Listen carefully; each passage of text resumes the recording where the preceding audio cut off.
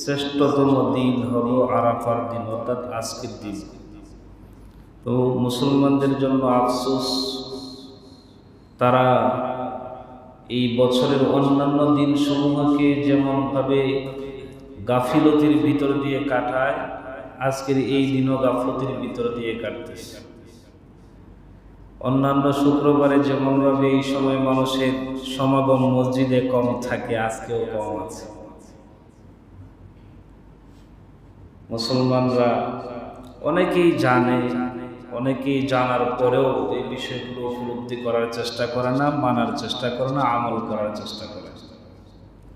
মানে দুনিয়ার লোভ লালসা, দুনিয়ার ভালোবাসা এবং মোহের প্রতি মানুষ এতই মগ্ন, পরকালের বিষয়গুলো বারবার সামনে আসার পরেও তাকে পরকালমুখী করা যায় না। প্রতিনিয়ত আমাদের সামনে মানুষ দুনিয়া থেকে বিদায় নিচ্ছে, তারপরে আমরা সজাগ হচ্ছি। এ হলো পরিস্থিতি। যাক, আজকের এই দিন, এটাকে আরাফার দিন বলা হয়। অনেকেই বলবে যে আরাফার দিন সেটা তো গতকালকে চলে গিয়েছে। এখানে বড় একটা প্রশ্ন আছে, সামনে ধারাবাহিক আলোচনায় ইনশাআল্লাহ ওই প্রশ্নের সমাধান করব। তবে এখন এতটুকু বুঝেন, আমাদের দেশের জন্য আজকেই হলো আরাফার দিবস, আজকেই আরাফার দিন। এই আরাফার দিন এবং আরাফার একটি ময়দান আছে। আরাফার দিন, আরাফার ময়দানের বিশেষ গুরুত্ব কোরআন হাদিসে বর্ণিত হয়েছে। দুইটা কথা, এক হলো আরাফার দিবস, দ্বিতীয় কথা হলো আরাফার ময়দান। এই যে আরাফার ময়দান, যেটা মক্কা, পবিত্র মক্কা থেকে প্রায় 20 অথবা 22 কিলোমিটার পূর্ব এবং দক্ষিণে অবস্থিত একটা সমতল জায়গা, এটাকে আরাফার ময়দান বলা হয়। ঐতিহাসিকগণ আরাফা নামের 3টি ব্যাখ্যা করেছেন যে আরাফা, এই ময়দানের নাম আরাফা কেন রাখা হলো। ঐতিহাসিকগণ 3টি ব্যাখ্যা করেছেন। 1 নাম্বার ব্যাখ্যা জানার জন্য বুঝতে হবে, আরাফা শব্দের অর্থ হলো স্বীকার করা, নিজের ভুল ত্রুটি এগুলোকে স্বীকার করা, এটাকে আরাফা বলা হয় আরবিতে। তো এই দিন যেহেতু বিশ্বের আনাচে কানাচে থেকে আগত সমস্ত হাজী সাহেবরা আরাফার ময়দানে সমবেত হন, সমবেত হওয়ার পরে তারা নিজেদের সমস্ত গুনাহের স্বীকারোক্তি আল্লাহ তাআলার কাছে প্রদান করে আল্লাহ তাআলার কাছে গুনাহের ক্ষমা চেয়ে থাকে। এই জন্য ঐতিহাসিকরা বলেন এই ময়দানকে আরাফার ময়দান তথা স্বীকারোক্তির ময়দান বলা হয়।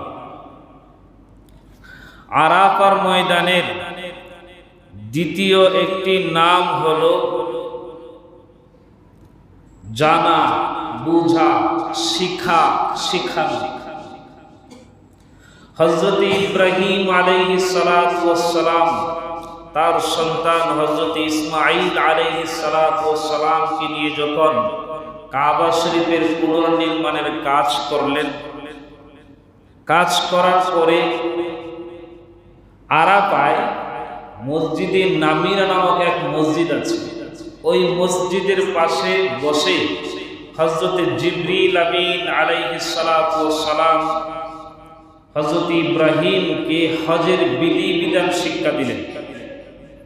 এই ঘর তো পুনর্নির্মাণ করেছো ঠিক, কিন্তু এই ঘরের ইবাদত বা এই ঘরের তাওয়াফ, এই ঘরের বিধি বিধান কি হবে, কিভাবে কি করতে হবে, সেগুলো শিক্ষা দিলেন। শিক্ষা দেওয়ার পরে হযরত জিবরিল আমিন ইব্রাহিম আলাইহিস সালাতু ওয়াস সালামকে বলেছিলেন, হাল আরাফতা, আপনি কি বুঝছেন? আরবিতে হাল আরাফতা মানে হলো আপনি কি বুঝছেন। তো যেহেতু এই শিক্ষাটা দিয়েছিলেন ওই ময়দানে এবং জিবরিল আমিন হাল আরাফতা শব্দ বলেছিলেন, আপনি কি বুঝছেন, ঐতিহাসিকগণ বলেন এই জন্য এই আরাফা, এই ময়দানকে আরাফার ময়দান বলা হয়। ঐতিহাসিকগণ আরাফা ময়দানের 3 নং কারণ ব্যাখ্যা করেছেন। সেটা হলো আরাফা শব্দের অর্থ জানা, চেনা, পরিচিতি লাভ করা। হযরতে আদম আলাইহিস সালাতু ওয়াস সালাম যখন জান্নাতে ছিলেন, শয়তানের প্ররোচনায় হযরতে হাওয়া রাদিয়াল্লাহু তাআলা আনহাকে সাথে নিয়ে যখন নিষিদ্ধ গাছের ফল ভক্ষণ করেছিলেন, তখন আল্লাহ রাব্বুল আলামিন তাদেরকে দুনিয়ার জমিনে প্রেরণ করেছেন। হযরতে আদম আলাইহিস সালাতু ওয়াস সালামকে শ্রীলঙ্কায় এডম পাহাড়, যেখানে এখন পর্যন্ত হযরতে আদম আলাইহিস সালাতু ওয়াস সালামের পায়ের ছাপকে সংরক্ষণ করে রাখা হয়েছে শ্রীলঙ্কায়। বুদ্ধরা মনে করে তাদের পূর্বপুরুষকেও, এজন্য তারা এটাকে ঘেরাও করে রেখেছে, সংরক্ষণ করে রেখেছে। তো হযরতে আদমকে শ্রীলঙ্কায় এবং হযরতে হাওয়া রাদিয়াল্লাহু তাআলা আনহাকে আল্লাহ রাব্বুল আলামিন জেদ্দায় প্রেরণ করেন, সৌদি আরবের জেদ্দায়। ঐতিহাসিকরা লিখেছেন, এই ভুল করার পরে যখন তাদেরকে দুনিয়ার 2 প্রান্তে ছেড়ে দেওয়া হয়, তখন একজন আরেকজনকে খোঁজাখুঁজি করেছেন প্রায় 350 বছর। এই 350 বছর পর্যন্ত একজন আরেকজনের অভাবে, পরস্পরের বিচ্ছেদে খুব কান্নাকাটি করেছেন, আল্লাহ তাআলার কাছে দোয়া করেছেন। অবশেষে প্রায় 350 বছর পরে হযরতে আদম আলাইহিস সালাতু ওয়াস সালাম শ্রীলঙ্কা থেকে আস্তে আস্তে আস্তে আস্তে ওই আরাফার ময়দানে জাবালে রহমত নামক একটি পাহাড় আছে, ওই পাহাড়ের কাছে গেলেন। হযরতে হাওয়াও তিনি জেদ্দা থেকে এই 350 বছর পৃথিবীর এদিক সেদিক ঘুরতে ঘুরতে ঘুরতে ঘুরতে আস্তে আস্তে ওই আরাফার ময়দানে আসছে। আরাফার ময়দানের যে কোনো এক সকালবেলায় যখন সূর্য উদিত হবে, এই সময় একজন আরেকজনের চেহারা দেখে একজন আরেকজনকে চিনতে পেরেছিলেন, পরিচিতি লাভ করতে পেরেছিলেন। ঐতিহাসিকরা বলেন, এই ময়দানে যেহেতু হযরতে আদম এবং হাওয়ার দ্বিতীয় পরিচয়পত্র পরিচিতি লাভ হয়েছিল, এই জন্যে এই ময়দানকে আরাফা তথা পরিচিতির ময়দান বলা হয়। 3টা কারণ দেখা। 1 নাম্বার কারণ বলেছি, স্বীকার করা। হাজী সাহেবরা গুনাহের স্বীকার করে আল্লাহ তাআলার কাছে ক্ষমা চায়, এই ময়দানে গিয়ে জন্য এটাকে আরাফার ময়দান বলা হয়। 2 নাম্বার কারণ বলেছি, হযরতে জিবরিল আমিন হযরতে ইব্রাহিম আলাইহিস সালাতু ওয়াস সালামকে হজের বিধিবিধান শিক্ষা দিয়েছিলেন, এই ময়দানে শিক্ষা দেওয়ার পরে হাল আরাফা শব্দ বলেছিলেন, এই জন্য ঐতিহাসিকরা বলেন এই ময়দানের নাম আরাফা হয়েছে।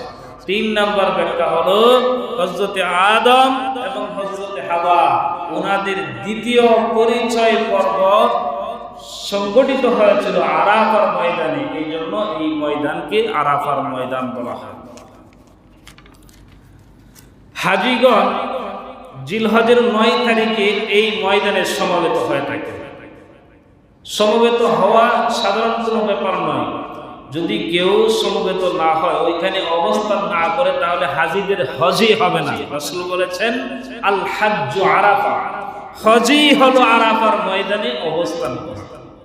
এই ময়দানে যদি কেউ অবস্থান না করে, হোক সেটা 1 মুহূর্তের জন্য, 1 মুহূর্তের জন্যও যদি কেউ অবস্থান না করে, তাহলে তার হজ হবে না।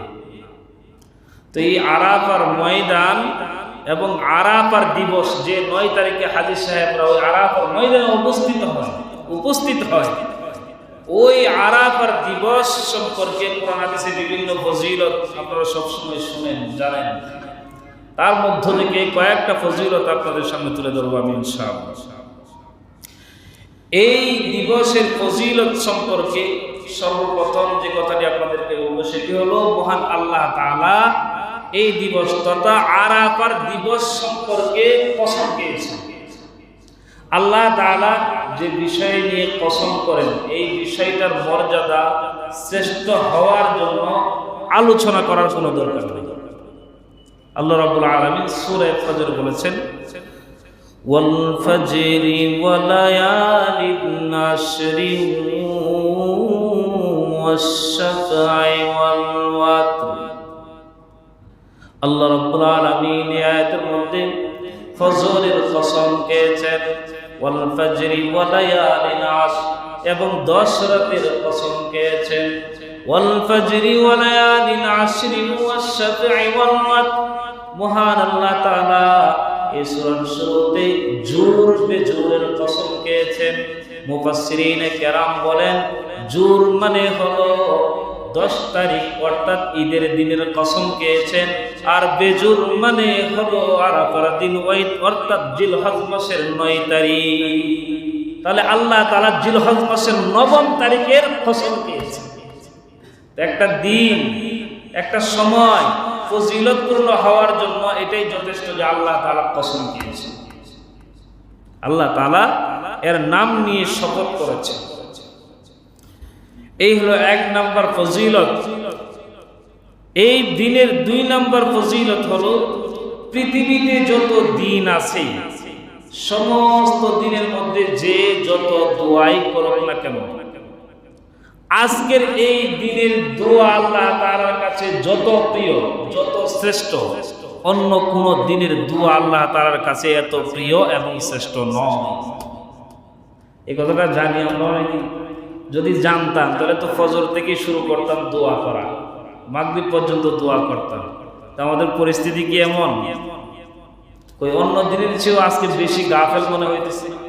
আজকে তো ঠান্ডা কম, গরম কম আছে, একটু পরে গেলেও সমস্যা নাই, বাহিরে গেলেও এসি সারা বসলেও অসুবিধা হবে না। বুঝেন নাই? আমাদের ভিতরে গুরুত্ব নেই। দুনিয়ার সারা বছরে যত দোয়া করছেন আপনি, সমস্ত দোয়ার চেয়ে শ্রেষ্ঠ দোয়া হলো আজকের এই আরাফার দিনের দোয়া। এই জন্য আজকে দোয়া করবো তো ভাই ইনশাআল্লাহ। নবীজি দোয়াও শিক্ষা দিয়েছেন। কি দোয়া করবেন? নবীজি বলেন, আমি এবং আমার পূর্ববর্তী নবীরা যে সমস্ত দোয়া করেছেন তার মধ্যে সর্বোত্তম যে দোয়া সেটা হলো লা ইলাহা ইল্লাল্লাহু ওয়াহদাহু লা শারীকা লাহ, লাহুল মুলকু ওয়া লাহুল হামদু ওয়া হুয়া আলা কুল্লি শাইইন কাদির। এই দোয়াটা জানি সবাই। লা ইলাহা ইল্লাল্লাহু ওয়াহদাহু লা শারীকা লাহু, লাহুল মুলকু ওয়া লাহুল হামদু ওয়া হুয়া আলা কুল্লি শাইইন কাদির। এই দোয়াটা পড়া। অনেকেই আবার মনে প্রশ্ন আসবে যে এটা তো দোয়া জানি না, এটাকে তো একটা তাসবিহ জানি, একটা জিকির জানি না। এই তাসবিহ বা জিকিরের মধ্যে এমন কিছু শব্দ আছে যে শব্দগুলোর ভিতরে দোয়া লুকায়িত আছে।